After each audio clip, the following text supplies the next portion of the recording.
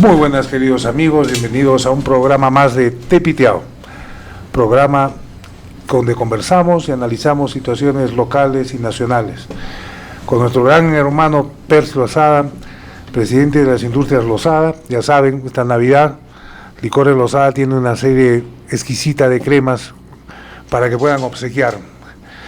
Bueno, Percy, esta semana vamos a entrevistar al expresidente del gobierno regional, el ingeniero Daniel Vera Bayón, para analizar sesudamente el por qué el sur se está quedando tan atrás en comparación al norte.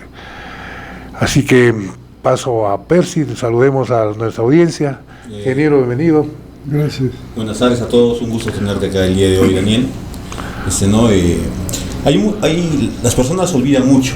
Dentro de lo que olvidaron, creo que me parece, es que la primera vez que se menciona al puerto de Corío como una aspiración propia de la región sur fue durante tu gestión como presidente regional.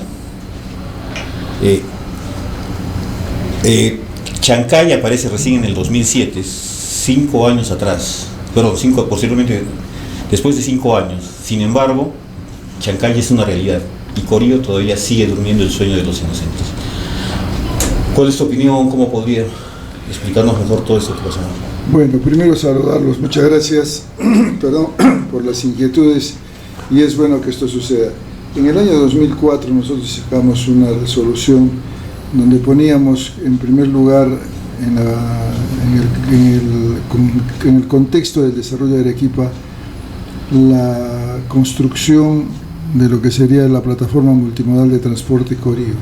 Y digo multimodal porque era el puerto como base, segundo lugar la carretera que la logramos construir de un carril en el gobierno de Alan García, el acercamiento de la línea férrea que está a 38 kilómetros de Corío, la utilización del aeropuerto militar de La Joya para completar la construcción multimodal, y el objetivo era acercar el Asia hacia América Latina, entendiendo que Corío, como zona geográfica, morfología del suelo, morfogeológico o geomorfología, tenía la mejor de las características en todo el litoral de Cabo de Hornos a Panamá, incluso México. 28 metros de profundidad, zona geográfica abierta, sin ningún problema de disturbio urbano que generara una mayor cantidad de costos, con punta cordel por el otro lado para evitar el problema de los vientos y con esto el movimiento de arenas. Y generamos este proyecto. Por supuesto que me dijeron de todo, que era un loco, fuera de contexto, pero quienes se ensañaron contra el proyecto fueron los comunistas, porque para ellos era en ese tiempo un pecado, una idea nueva y revolucionaria, que posteriormente hacen una entidad particular, el señor Corso y compañía, y hoy se atribuye que la natividad del proyecto, allá él pues, ¿no? Pero nosotros no lo planteábamos solamente como una plataforma multimodal, sino como una ciudadela tecnológica, en el sentido de poner una zona especial económica, pero con impuestos, porque el país tenía que de alguna manera beneficiarse, sino para que hacíamos esto, no como lo que está pasando hoy día en Chancay. Y luego voy a hablar de Chancay, que lo que quieren los chinos es un enclave y hacer una penetración imperialista terrorífica, porque están planteando una zona especial para reexportar, o sea, poner una plataforma de ensamble de su industria y nosotros ser una provincia más de la China. De consumo. Consumo y plataforma estratégica, porque voy a hablar también del tema que ha generado Chancay. Pero ¿cómo sale Chancay? Los intereses del grupo Romero hicieron que se alejara Corío, y con su poder económico y su poder político impulsaron que la Autoridad Nacional Portuaria dirigiera más las decisiones a favor hacia Chancay. Chancay es, como concepción portuaria, tiene más de 30 o 40 años, concepción portuaria, pero no el sistema del JAP o de la JAP, que es un sistema de acopio de materias primas, acopio de generar mercadería y la redistribución hacia los puertos de toda la zona sudamericana, y el acopio de todo lo que es el norte de Sudamérica, la parte de Brasil, Ecuador, incluso podríamos hablar hasta de Chile por su por su concepción longitudinal. Bien, primero, esto fue una estrategia muy bien planeada por China, porque primero fueron intereses nacionales, el grupo Volcan y otros grupos más pequeños, luego aparece con 60% de los chinos. Una estrategia perfecta dentro de la geopolítica internacional. No, la mentalidad china de que siempre mira mucho más a futuro, que no son mediáticos. Por la concepción confucianista. Sí. Confucio les generó en la mitología de la concepción cósmica que tiene el pueblo chino, es confucionista: respeto, planeamiento, futuro. Claro. Esa Los mediáticos no lo tienen claro. Pero ellos hicieron todo el trabajo en forma clandestina para generar las decisiones de Estado, y luego ponen la plata y compran el 60% y dejan al grupo Volcan, que ahora ya no es ni peruano porque ese tiempo era peruano, ahora es una corporación de intereses con accionariado difundido por todo lado, y se da el proyecto. Pero yo quiero dejar algo constancia. Yo conseguí que Corea del Sur se interesara en el proyecto. Trajimos al embajador de Corea, y el vicepresidente de Corea vino al Perú para ver este tema. Les cuento una anécdota. Para que se interesara Corea en el financiamiento del proyecto, en ese tiempo se estaba yendo hacia la elección del presidente de las Naciones Unidas. Corea nos dijo a nosotros: si Perú vota por nuestro candidato, nosotros vamos a hacer Corea. Yo hablé con Alan García aceptó eso, la Cancillería ordenó a su delegado que votara por el presidente, que fue coreano, y ellos vinieron. Pero cuando vinieron, en la punta de Bombó se abrió una refriega de todo el sector comunista que decían que nos íbamos a comer hasta los muy. Y esto generó toda una problemática de temor, que es la inestabilidad política. Pues, me parece, creo, perdón por interrumpirte, que hubo hasta la promesa de poner plantas ensambladoras de vehículos en la punta. En la primera proyección que se tuvo de qué querían los coreanos, dijeron poner un centro de producción de microchip y teléfonos celulares. Mira, yo creí que era una locura lo que decían en ese tiempo. Dijeron: vamos a poner una planta para producir 30 millones de celulares al año. Esa va a ser la primera, y la segunda va a ser un muelle seco o un astillero, y la tercera una planta automotriz. Cuando dijeron 30 millones de celulares, yo dije: ¿para qué tanto? ¿Dónde van a vender tanto? Bueno, hoy en el Perú hay 30 millones de celulares. No. Es más, creo que roban 30 millones de celulares al año. Y yo me quedé en ese momento un poco incrédulo del tema. Sin embargo, entusiasta, seguí trabajando y incorporé la idea en el cerebro de Alan García. Alan García era muy difícil de que algo le entrara en la cabeza, y una vez que le entraba, elaboraba y reelaboraba. Y al final me dijo: tenemos que seguir con este proyecto. Terminó mi gobierno, dejamos una ordenanza, incluso hicimos una resolución que se llama ordenanza o ley regional ordenanza, en la que hacíamos una separación de 200 hectáreas para que no se involucraran los famosos invasores que luego entraron por todo, y ahora hay más dueños. No soy ingeniero, que entran en el gobierno de Guillén y los llaman cargadores. Esa gente. No los llaman invasores. Esa gente. Entonces, incluso cuando salí me denunciaron que yo me había agarrado 200 hectáreas sin leer las resoluciones y ordenanzas en las que se decía que eran tierras que estaban separadas por el proyecto Corío. Corío dejó de ser interesante porque comenzaron a trabajar todo para el norte, pero el responsable de eso es Guillén. Porque a Guillén yo le dije, cuando yo conversé en el traslado de gobierno, le dije: los importantes proyectos que te dejo son Majes, que ya está lista la resolución de la primera apertura de sobres, el proyecto Corío como fundamental, y el proyecto de exportación de todo lo que es el área de Polobaya, Pequeña y Arabamba, casi 2.300 hectáreas que le decíamos de Usuña, exportadora por la represa de San José de Usuña. Cuando tú pusiste la primera piedra, por cierto. En San José de Usuña nosotros hicimos el túnel. Todo lo armaron. Lo único que faltó era hacer el muro, que lo dejamos hasta con estribos. Pero como siempre, la gente comunista más pensando en la política que en el desarrollo, hizo las cosas mal. Y de eso hablaremos luego. Pero sí, esa es la historia de una frustración que a mí me da pena, porque fíjate, en Tambo hay una corriente muy fuerte de un grupo de gente que ahora todos quieren ser candidatos de comunistas, que no quieren Tía María. Tampoco querían en ese tiempo Corío. Entonces, ¿cómo iba a ser el desarrollo de la provincia? Sí, a eso quería ir la próxima pregunta, ingeniero. Arequipa se ha caracterizado, y el sur peruano se ha caracterizado, en prácticamente elegir a los presidentes de la República en los últimos años. Y siempre el sur peruano ha quedado rezagado por la interpretación que tiene la Constitución, la interpretación de los procesos sociales, en fin, el sur interpreta a su manera. Tenemos dos expresidentes, dos exgobernadores, rectores de universidades que han puesto a Arequipa en una de las regiones más corruptas del país y de las más inútiles. ¿Por qué cree, ingeniero, que el sur elige tan mal o simplemente decide elegir para saber que va a ser olvidado? El tema de la vecindad que tenemos con Puno y Puno con Bolivia tiene que ver mucho con esto. Las ONGs internacionales, que tienen sus extensiones en las ONGs peruanas, tienen una serie de intereses. ¿Por qué el sur peruano es una zona deficiente en desarrollo? Porque se ha puesto mucho dinero para hacerle concebir a la gente que somos pobres, que nadie nos mire, y entonces nos oponemos a todo.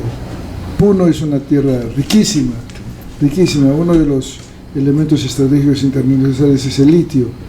¿Y por qué no se ha podido explotar? Por las oposiciones. Lo otro es el litio unido al uranio, tampoco, por las oposiciones que hay. Y esa concepción ha migrado con la migración social. Entonces tú tienes que en Tacna hay el mismo fenómeno, en Moquegua el mismo fenómeno. Y mira los pueblos de la costa y llegas a Mollendo, pues. Y aquí en Arequipa de igual manera. Entonces hay un grupo de periodistas que son manejados por dos ONGs, si quieres te digo los nombres, entrenados y periódicamente convocados para entrenamiento, para oponerse y conducir la opinión pública a ese tipo de decisiones. Acá no se vota por capacidad. Qué bueno fuera que fuera por capacidad. Sería extraordinario aunque no fuera político. Ni siquiera político. Se vota por lo que dice un grupo de la prensa, y esa prensa le interesa su plata y la mermelada, pero el desarrollo de la región nada. Hace 2 o 3 días, hace 2 o 3 semanas ha terminado CADE. ¿Cuál ha sido la conclusión de CADE? ¿En qué nos ha beneficiado CADE? ¿Qué ha dicho el presidente o el gobernador de Arequipa? ¿Cuál es el proyecto regional de desarrollo? No. ¿Cuál es el modo de desarrollo que quieren? Nada. ¿Cuál es el aval del Estado hacia el CADE? ¿Y cuál es la concepción? Que nos digan cuál es la concepción de desarrollo que tienen. No tienen concepción de desarrollo. A no tener proyecto de desarrollo, a no tener concepción de desarrollo, entonces ¿hacia dónde quieren llevar la región? Yo les dejé un plan de desarrollo que era hasta el año 2022, ya pasó. No lo actualizaron, están con las ideas que nosotros dejamos, y lo que han adicionado se apareció un grupo de empresarios que querían producir oxígeno verde en la Pampa de la Joya, lo tomaron. Vamos a separar tierras. ¿Dónde están los elementos del proyecto? No. Vienes y te entregas a los secuestradores de riqueza sin que te digan cuál va a ser el resultado y cuál va a ser el impacto social. Se dejan llevar majes a Lima, después que pelamos tanto en mi época para que nos pasaran el proyecto Arequipa. ¿Cuáles crees que deberían ser los 3 ejes que debe apuntar a Arequipa si es que quiere al menos no quedar tan atrás comparado al centro y al norte? Una cosa que quiero decirte es que el desarrollo no se puede manejar por ejes, perdóname, pero te voy a decir, la expresión ejes es una expresión tecnológica del desarrollo, de una escuela del desarrollo. Arequipa tiene que mirar hacia dónde quiere ir y tiene que estar en función de la naturaleza de nuestras proyecciones productivas. ¿Qué es Arequipa? Primero, minera. Les guste o no, es minera primero, nos guste o no. Segundo, agrícola. Y tercera, turística. La parte industrial tiene que estar tejida con las 3 anteriores. Y voy a explicar. En este momento tenemos a Cerro Verde, que va a comenzar a hacer una expansión, y en la parte de Caylloma tenemos una serie de minas, todas tienen proyectos expansivos, pero todos de producción primaria. Tenemos que ir hacia la producción secundaria, que es industrializar. Y los proyectos que están por venir hay que impulsarlos. No estamos mirando el norte de Arequipa porque nosotros hemos deportado a Caravelí, no lo consideramos Arequipa.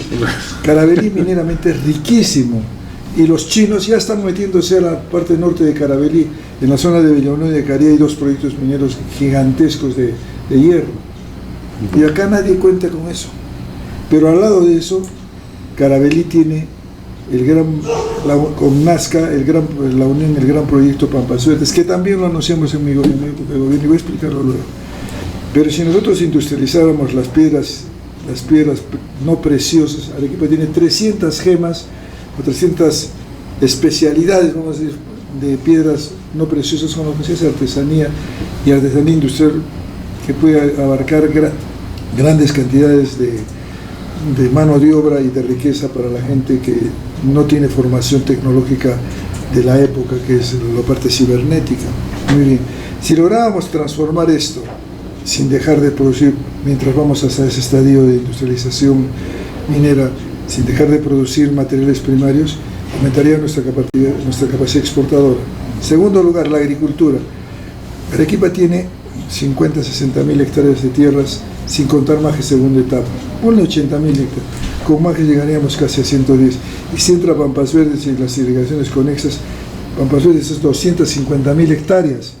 Es cierto que se junta con Nazca, haciendo en la zona de Ayacucho y Huancavelica 3 represas que generaríamos 2.000 megavatios, 2.500 megavatios. Es una locura de energía.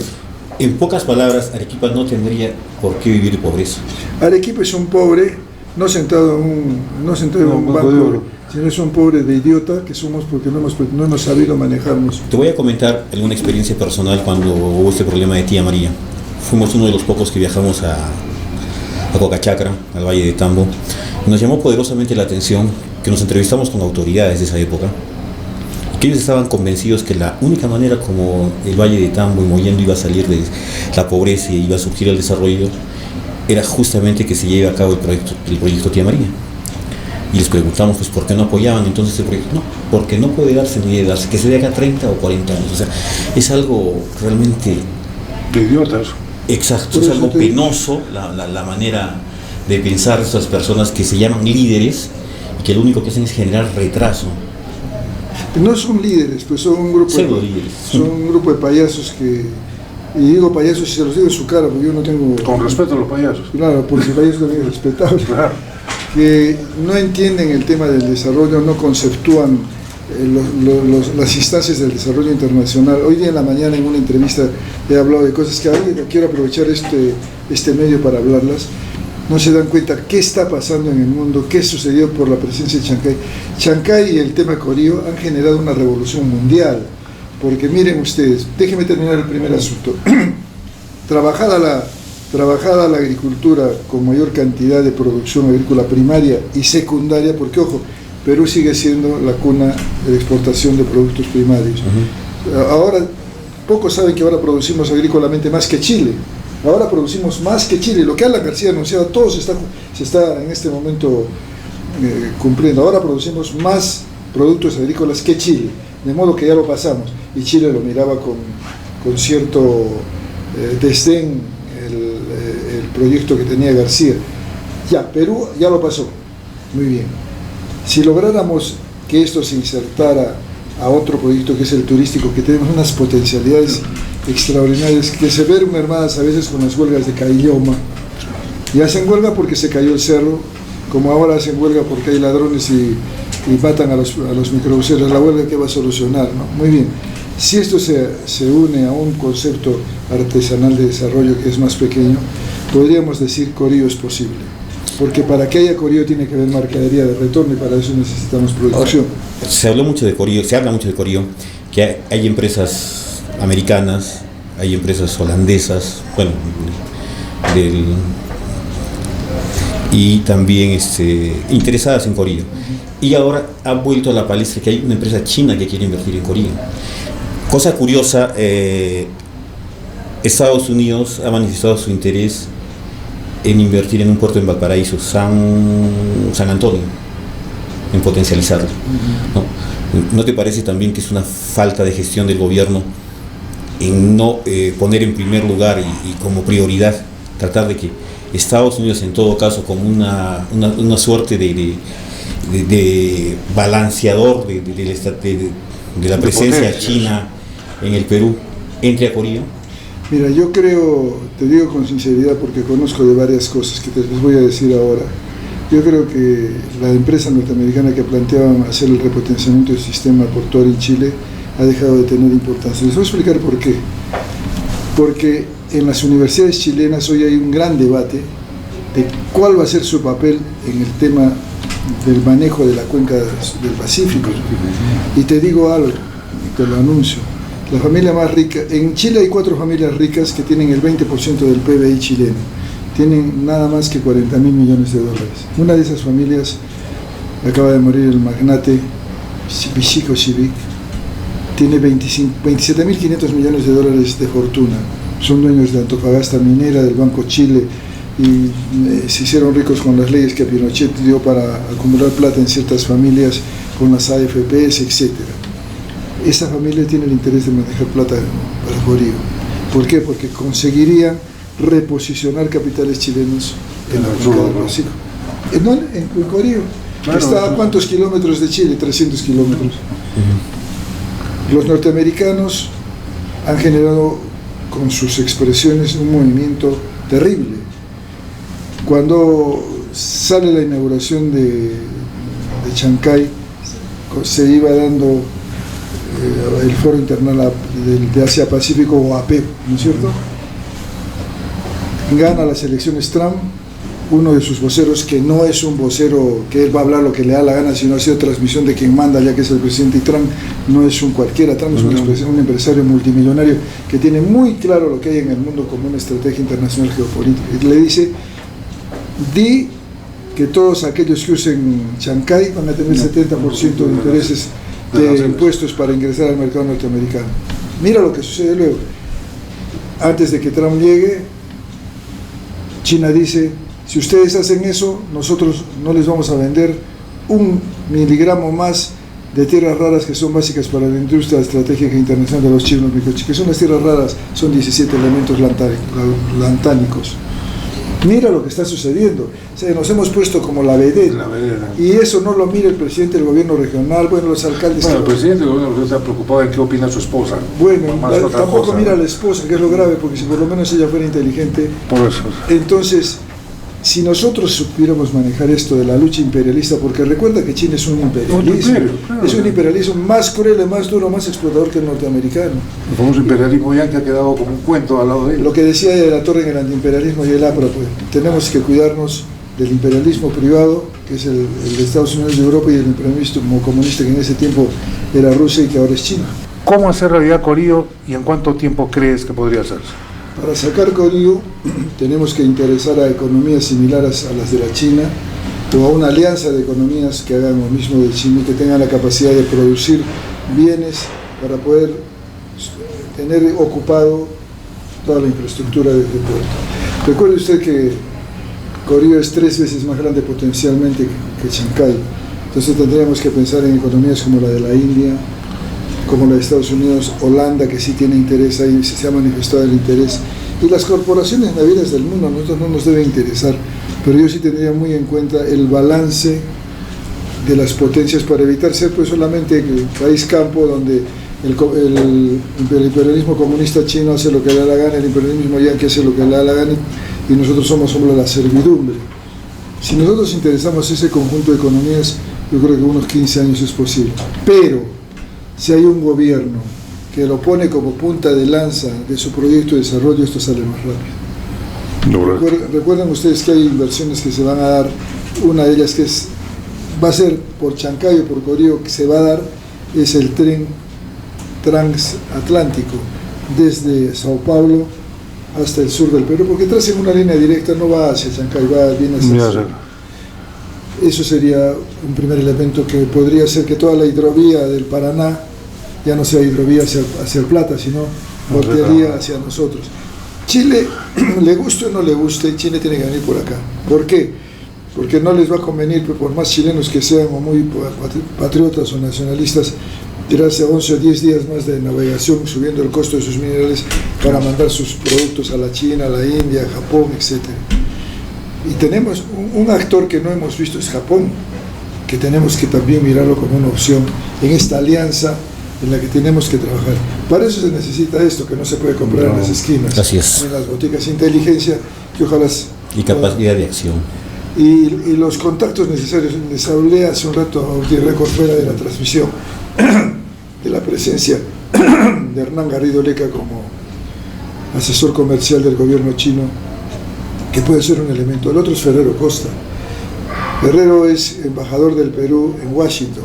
Es un tipo que conoce el tema, que yo lo he conversado con él. Y el otro es la Cancillería. Yo di una conferencia en la Cancillería en el año 2009, más o menos, y después hablé con Ollantumala, que me mandó llamar para hablarle del tema desde el punto de vista geopolítico.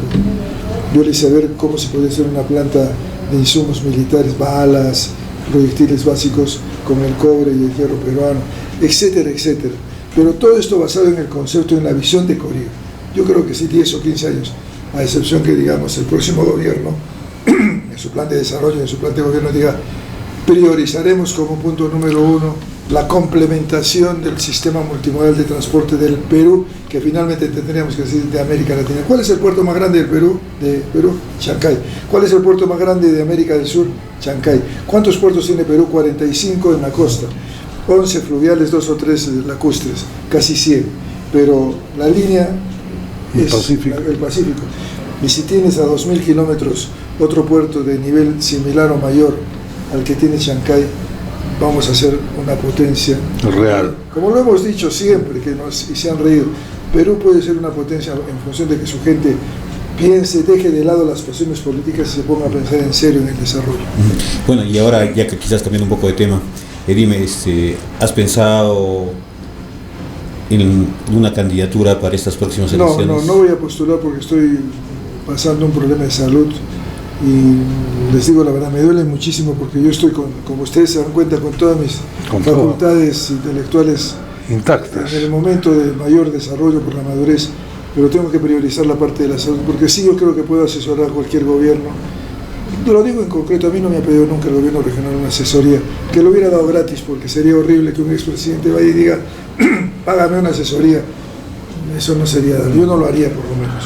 No es ético. ¿Estás inscrito en el partido aprista actualmente? Soy aprista, estoy inscrito en el partido aprista, nunca voy a salir del APRA, porque ahí todo lo que tengo en la cabeza es la concepción de ella de la Torre, la concepción antiimperialista y el uso de la ambivalencia del capitalismo. ¿Y qué piensas de la ley que debe darse sobre aporte privado a los partidos políticos hasta 400 UIT de las empresas privadas? Yo creo que lo que no se da como ley se hace por lo bajo. Es más fácil decir aporten, pero yo quiero saber dónde sale la plata. Todos, y no me lo digan a mí porque yo estoy 55 años en política, todos usamos plata de amigos. Sí. Todos. Así es. Pero la ocultamos, y lo digo públicamente. ¿Por qué? Porque las leyes han permitido, y eso ¿quién lo ha hecho? El comunismo fue. El comunismo trae plata por lo bajo de sus satélites. Ollantumala. Lo han confesado de Venezuela, lo han confesado todos. Antes era Cuba, ahora se está diciendo, por ejemplo, que en Colombia, en Colombia la plata y en México la plata de las campañas ha sido de Rusia. Pues mejor es que se incorpore, señor, ustedes pueden tener hasta tanto como lo estás diciendo. Transparentarlo. Y señor, por supuesto, si le dicen a Daniel Vera que ha dado 400 UITs de colaboración, yo no tengo eso, pues. Entonces si lo tengo es porque me lo he tirado de algún sitio. Y eso hace más transparente. Yo creo que eso está bien. Actualmente hay 35 o 40 partidos aptos para participar en las elecciones y faltando el tecnicismo de la inscripción hay como algo de 30, o sea que si se da la inscripción vamos a tener alrededor de 50 a 60 partidos políticos que pueden participar de manera directa en las presidenciales. ¿Cuál es tu opinión sobre esto? Esa expresión de la tremenda crisis que tiene el Perú en el concepto del desarrollo. Si un país no tiene una orientación, ese país está ineludiblemente designado al fracaso. Imagínate, en el Perú tenemos 22 millones de electores. Normalmente del 100% votan 70-60%. Vamos a poner que voten 60%, o 70 ya para la aritmética, 14 millones. Esos 14 millones van a votar por 40 partidos. Si sacan medio por ciento de la votación, todos no llegarían a la cifra repartida o al mínimo legal establecido. Pero tú te imaginas un presidente que salga con el 7, 8, 9% en primera vuelta de votación, que es su real potencial, ¿quién lo va a sostener? Pero acá se ve eso cada rato. La provincial ha ganado con 12%. Lo hemos visto con el gobierno de Castillo. Castillo también. O sea, 7, 9% con la primera Entonces, vuelta. ahora ese es un tema. El segundo tema es que no son partidos, son sindicatos de intereses. Mira la presencia inefable de este señor que debiéramos desterrarlo de la cabeza de los jóvenes, el señor Acuña, un ignorante, estafador, mentiroso, y todo lo que es, ha hecho su partido, que es su artillería de poder político, hace lo que le da la gana con el Perú, cruza la vereda y tienes a otra familia que es la familia Luna, que también metido en la educación, del grupo Podemos, y entró el señor Añaños, o sea, puro potentado económico, que bueno fueran que sean candidatos de partido. Por ejemplo, el PPC tiene gente que tiene un mundo de plata, pero es un partido estructurado con ideología, con pensamiento. ¿No? Una pregunta, tú sabes que los partidos políticos deben basarse en una doctrina para que realmente puedan gobernar y puedan hacer un sistema de gobierno aceptable o buen gobierno. En el Perú, ¿tú qué partidos políticos o a qué partidos políticos consideras que realmente tienen una doctrina y que son aptos para gobernar el país? Mira, yo creo que... Al margen de las diferencias políticas. Yo soy objetivo. Era un sectario cuando era muchacho, ahora ya me doy cuenta de las cosas. Todos los movimientos tienen gente valiosa, todos. Pero ¿quiénes tienen una concepción del desarrollo? ¿Cuál es la concepción del desarrollo del APRA? El antiimperialismo y el APRA, la Unión Política de América Latina, lo que se llama PRISMA. ¿Cuál es la concepción política del PPC? El social cristianismo, que es una concepción política internacional. ¿Cuál otro partido tiene concepción política? El Perú como doctrina. El Perú como doctrina es un cuento, porque ¿qué doctrina tiene el Perú? Es más, ni siquiera somos una nación, plenamente. No, terminaron siendo unos niños. Un conjunto de naciones. Entonces, hay una pregunta así muy puntual. El aprismo se caracteriza por un socialdemócrata y el Partido Popular Cristiano social cristiano. ¿Qué diferencias encuentras realmente y prácticamente entre el social cristianismo, la socialdemocracia, o entre el APRA y el PPC? El APRA es un partido de izquierda democrática que plantea la justicia social como elemento y la redistribución de la riqueza a través de los impuestos y de la colocación de los servicios básicos a la población y de la participación de los trabajadores en el usufructo de la utilidad. El Partido Popular Cristiano, siguiendo su concepción social cristiana, cree en la justicia, pero no plantea una socialización de la riqueza. Esa es la diferencia. Es la diferencia. Ahora, ¿qué métodos usa cada partido? El APRA plantea una concepción estratégica de la ambivalencia del capitalismo. El social cristianismo plantea que el capitalismo tiene una tendencia. Como los liberales, porque el mundo se divide hoy día, y lo voy a decir muy claro para que la gente se dé cuenta, en la concepción que tienen los movimientos por el Estado. ¿Qué piensa el liberalismo?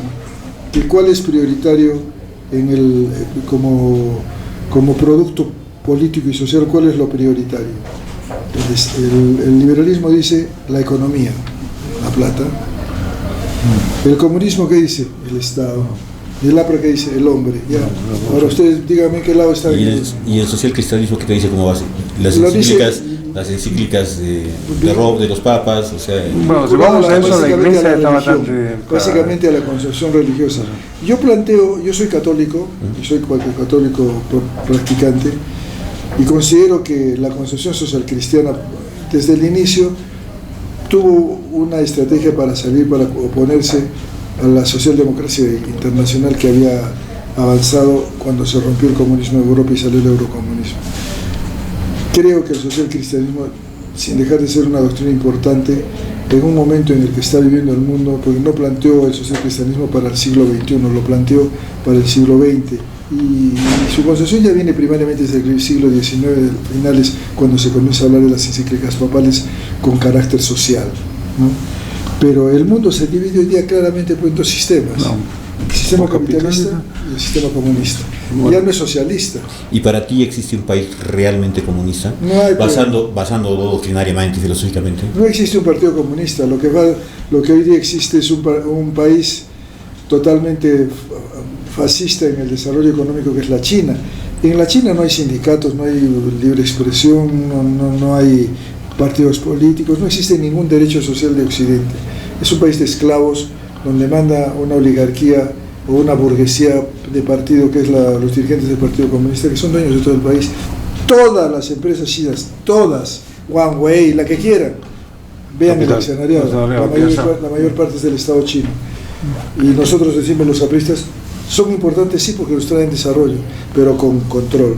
Los norteamericanos, los europeos, los japoneses, todo el imperialismo privado son importantes. Usemos el desarrollo que han obtenido para nosotros nivelar nuestro desarrollo y darle justicia social a la gente, pero con democracia.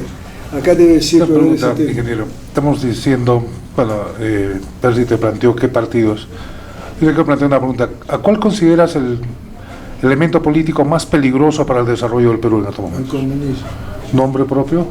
Los comunistas que son... En general. Mira, antiguamente podíamos hablar de Verónica Mendoza, que ahora es nada. Luego... Humala, Antauro. Antes apareció Castillo. Solito. Ahora tienes un individuo que quiere matar a homosexuales, fusilar a su hermano, y es fumón encima, y reconocido que es un consumidor de drogas. Señor, ¿cuál es su concepción del desarrollo? ¿A dónde quiere llevar el Perú? Tú le dices a un comunista hoy día, a cualquiera, y si quieres pones al que quieras aquí en un debate, le decimos, ¿cuál es tu concepción del desarrollo? ¿A dónde quieres llevar al país? O a América Latina. Y si nos ponemos de acuerdo, voto por ti, le digo yo, y eso lo hago, porque el comunismo no sabe qué quiere. No, sabe qué quiere que tú no estés bien. Claro, porque si no estás bien hay descontento. Entonces, genero que todos te odien y yo soy feliz porque encabezo el odio mío hacia ti. ¿Cuál es tu posición frente al proyecto que se está dando para que los menores de 16 años tengan derecho al voto? No, yo no estoy de acuerdo. No estoy de acuerdo, porque un chico de 16 años no tiene una clara concepción, está en cuarto año, quinto año de secundaria. Es una bola de hormonas, está pensando en la compañía del colegio, no está pensando en quién va a dirigir. No tiene concepción ni de absolutamente nada. Si a los 18 en estos países es un problema, imagínate a los 16. Esos son pues temas para hacer cortinas de humo, para que cambie la bitácora de la agenda nacional. En vez de pensar en eso, ¿por qué no planteamos, por ejemplo, dar incentivo a la pequeña industria para que no pague impuestos durante tantos años si tiene tal tamaño, y a la que tiene tamaño más pequeño la exceptúa de impuestos, que son, esos son conceptos de desarrollo. En lugar de estar pensando que si no te colegiaturas en tu colegio profesional no puedes ejercer ni público, ni privado, ni siquiera independiente. Eso pasa en Perú nada más. Ni independiente, atentando directamente a la libertad de trabajo. ¿Cómo tú te vas a enfrentar a Portón? No, y no solo es eso, ¿no? Ellos están en la capacidad de seguir un juicio nacional si ven que están cometiendo ciertos abusos, pero una pequeña persona no está en esa capacidad. La barren, pues por eso te digo, este es un país donde no se premia la inteligencia y el coraje del microempresario, del mini empresario del Perú. Esa es la revolución. Nosotros decimos, la base del desarrollo está en que los emprendedores sean protegidos y promovidos, como pasa en todos los países. No castigados y perseguidos. Aquí en Perú, pobrecito, si un día caes en manos de la SUNAT, pobrecito. Pero bueno, necesitamos hacer que se repiensen las cosas. Y el primer asunto es que las universidades sean centros de formación para el desarrollo, de formación política. Mira San Marcos. Universidades. Se quedó en un proyecto una nueva universidad para Arequipa, nunca se da. Yo pienso que las universidades no tienen que ser, como son ahora, una producción de plata para la gente. Una universidad nacional más, yo no creo debiera fortalecerse San Agustín, pero volverla a universidad. Bueno, yo tengo mi discrepancia porque San Agustín ha dado 2 rectores que han sido presidentes regionales y que son una vergüenza para el desarrollo del país. Pero eso no es la universidad, eso es el comunismo en la universidad, contra eso estoy. La universidad es universalidad de ideas, superestructura pensante del pueblo. ¿Qué pasa si nosotros tenemos más universidades? Se micropulveriza la fuerza técnica de docencia. Nosotros no tenemos tantos técnicos, tantos maestros para tener 10 universidades en Arequipa. ¿Cuáles son en este momento los oficios mejor pagados del mundo y en todo sitio? ¿Y cuál es la debacle que tiene Perú? Los oficios mejor pagados del mundo son los oficios cibernéticos de control cibernético. ¿Cuál es lo que todos los empresarios de Perú plantean como crisis? Que no se tiene técnicos en industria cibernética. Seguridad informática. La ciberseguridad es peor, porque aquí en Perú no hay uno. Para que vengan acá los ciber. Acá no vale la pena ni hackearse, hermano. Acá hacen lo que quieren. Un hacker serio mundial no pierde el tiempo. ¿Saben cuánto gana un experto en ciberseguridad? $80,000 por mes mensual.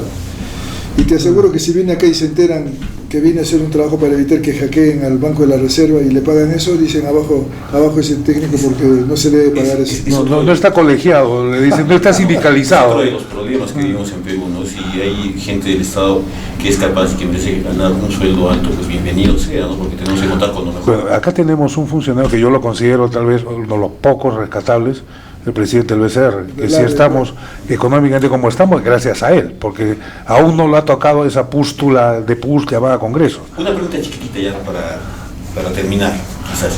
Tú has sido presidente regional, conoces el sistema de contrataciones del Estado, y muchas veces se habla de que gran parte del dinero que llega vía canon minero y otros medios se devuelve al gobierno central. ¿Tú crees que debería haber un mecanismo nuevo que facilite el uso de esos recursos? No sé, se me ocurre quizás que tú tengas libertad de usar los fondos para los proyectos adecuados y que después pues venga alguien para que te fiscalice, porque realmente en el Perú mucho se ve este tipo de cosas, ¿no?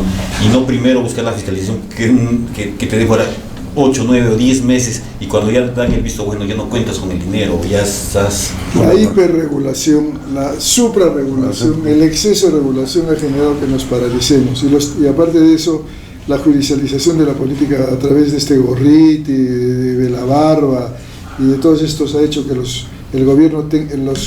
gobiernos tengan técnicos que tiemblan para decidir. Una forma, y te voy a dar una idea que yo le he planteado dentro del APRA modernamente, es lo más moderno que hay en esto que voy a hablar, es primero hacer toda una nueva concepción de gobierno electrónico para que no haya manoseo en lo que se refiere a la evaluación. Y lo otro es que los gobiernos regionales tengan capacidad, escucha, de poder invertir sus excedentes en la banca, para no devolver.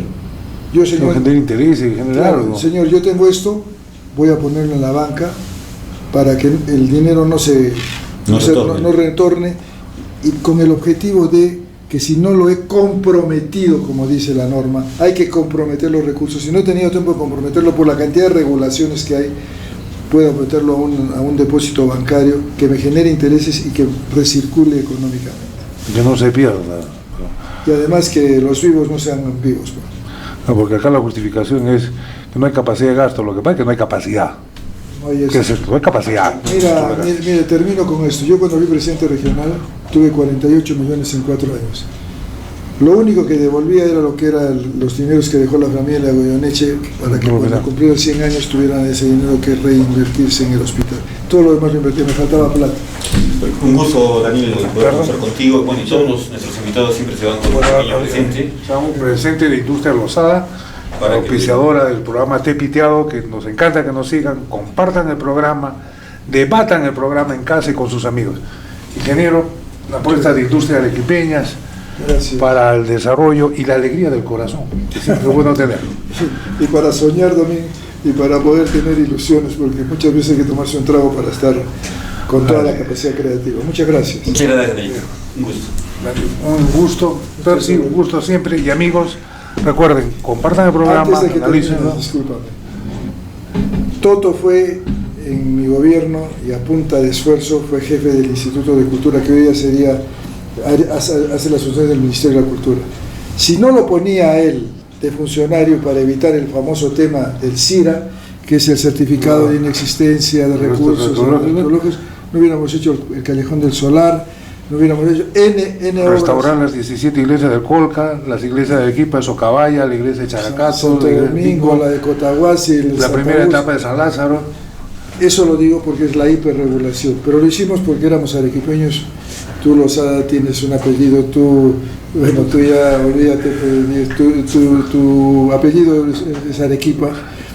Somos apellidos arequipeños que sabemos que lo primero que hay que hacer es amar la tierra para hacer las cosas bien y a favor de la gente. Gracias. Gracias, amigos. Nos vemos la próxima semana con otro Té Piteado y mucha alegría.